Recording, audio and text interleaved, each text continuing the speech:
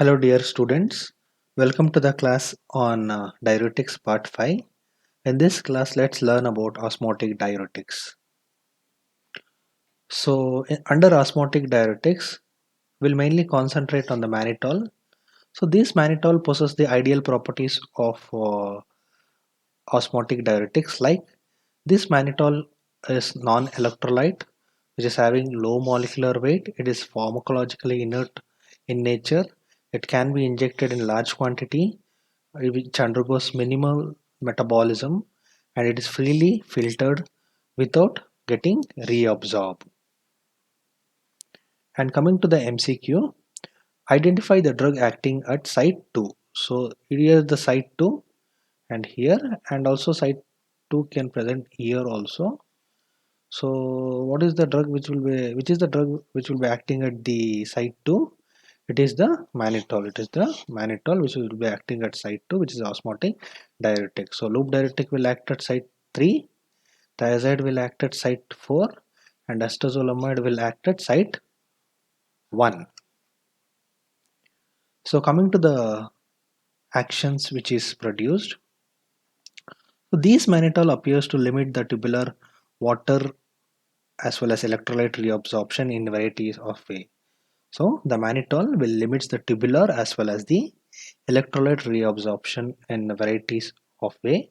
So it retains the water isoosmotically. It retains the water isoosmotically in proximal convoluted tubule as well as the descending limb of loop of Henle.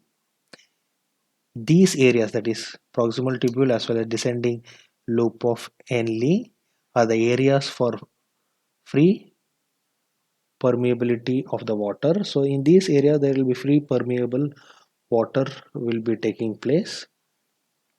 So these mannitol will retain the water isoosmotically in proximal tubule and descending limb of loop of Henle, which are freely permeable to water. So thereby the luminal fluid gets diluted, and it also opposes the sodium chloride reabsorption. There's one more mechanism where they're going to inhibit the transport process in the thick ascending loop of Henle, which is unknown. And it also expands the extracellular fluid. It is very important. It expands the extracellular fluid volume, thereby increasing the GFR as well as inhibiting renin. What is the reason be here?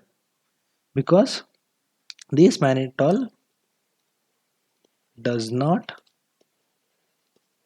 enter the cells. It does not enter the cells, but it withdraws the water from the intracellular compartment. It withdraws the water from the intracellular compartment.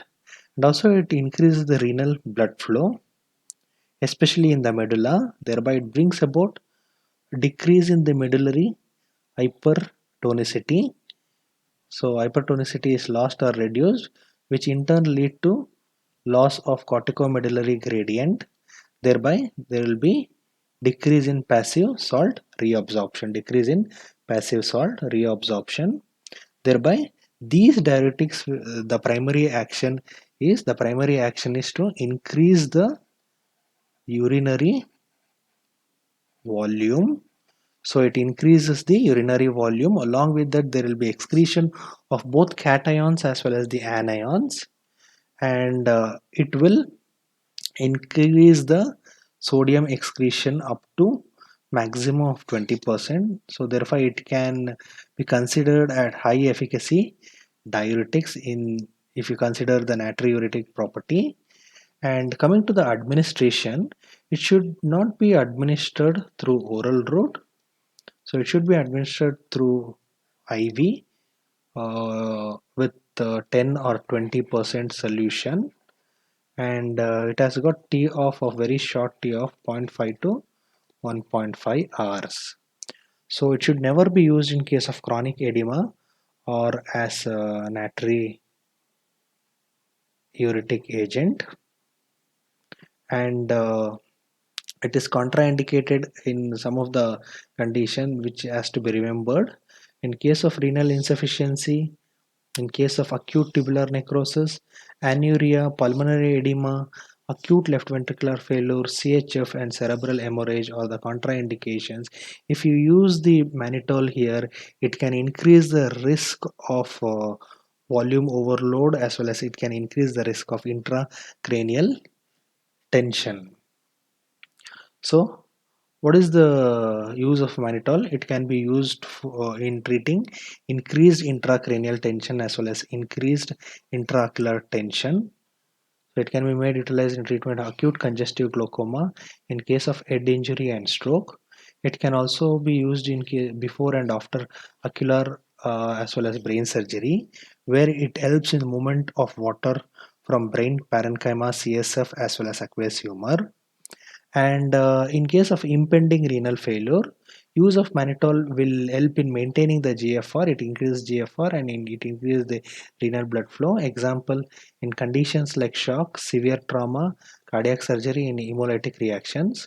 And also it is useful in counteracting the low osmolality in the plasma and extracellular fluid, which is created due to rapid hemodialysis as well as peritoneal dialysis. So the adverse effects with respect to the use of mannitol, or it can cause headache, nausea, vomiting, and remember it can cause hypersensitivity reactions. So it causes hypersensitivity reactions. So coming to the MCQ, which of the following diuretic is contraindicated in presence of cardiac failure? So which is the diuretic which is contraindicated in case of cardiac failure? There is spironolactone, furosemide, mannitol, hydrochlorothiazide. It is the mannitol which is contraindicated in cardiac failure patients. So coming to the key point which should remember, the key point here is loop, that is loop diuretic promote calcium excretion. So loop loses calcium and thiazide decreases calcium excretion. So thiazide retains the calcium. So thiazide retains the calcium, and these thiazides also hyperpolarize both smooth muscle cells as well as pancreatic beta cells. In the smooth muscle cells, it produces vasodilation in the blood vessels. So it is responsible for gradual fall in blood pressure over a period of time. And in case of pancreatic beta cells, it will going to reduce the insulin secretion, which in turn raises the blood sugar level, so it can precipitate diabetes. And remember, there is one more point regarding acetazolamide which you should keep in mind. These acetazolamide, because of their self limiting diuretic action, as well as it causes acidosis and maximum hypokalemia, they are not used as diuretics. They're not used as diuretic, but their indication, or you can remember as GAME, that is glaucoma to alkalinize the urine in case of mountain sickness, in case of epilepsy, that is in case of absent seizures.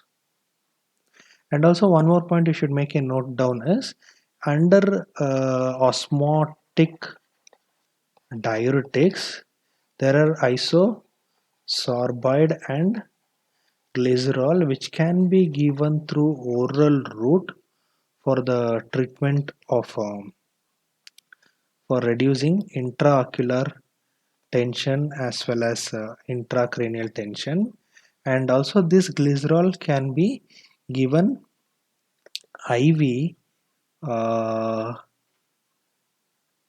IV to treat intraocular tension as well as intracranial tension, but intravenous glycerol can lead to adverse effects like hemolysis. So and also the osmotic diuretics are contraindicated in CHF and pulmonary edema. The reason is, this reason should remember, because the osmotic diuretics draws the water from cells. So it does not enter into the cell but draws the water from intracellular compartment. Thereby it increases the filling pressure in the heart. So that's why this is the two reasons which makes osmotic diuretics unfavorable for the treatment in CHF and pulmonary edema. So if you see the thiazide diuretics as well as loop diuretics, these are the diuretics which are going to block the sodium reabsorption before it is reaching the collecting duct.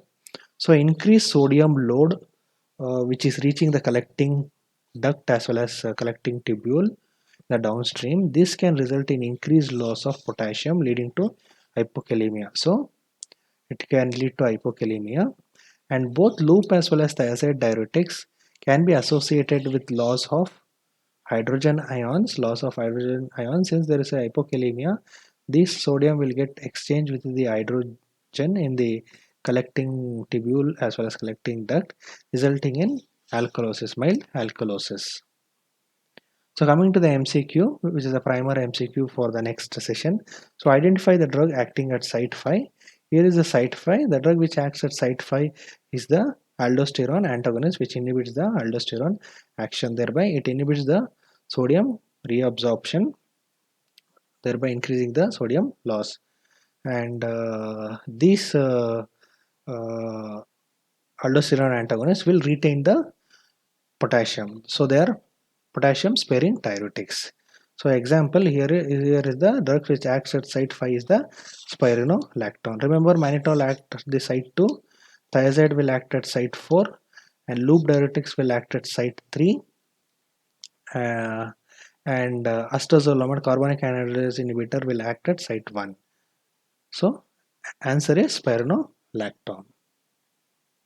So this is the whole summary of all the 5 sessions, where astazolamide will going to inhibit carbonic anhydrase inhibitor in the proximal convoluted tubule, thereby increasing the excretion of bicarbonate as well as the sodium, and also it causes maximum potassium loss, and it should not be used as a diuretic because of their self limited diuretic action as well as hypokalemia and acidosis. It will cause acidosis. And osmotic agent, it can act at the proximal convoluted tubule as well as descending loop of Henle. So this osmotic agent will not enter the cell but it withdraws the water from the intracellular compartment. Coming to the loop diuretics, where it is osmotic agent, they are used in the treatment of intraocular tension as well as intraocular pressure, also in case of impending renal failure. And these loop diuretics act at site 3, where it will going to inhibit the sodium potassium chloride channel.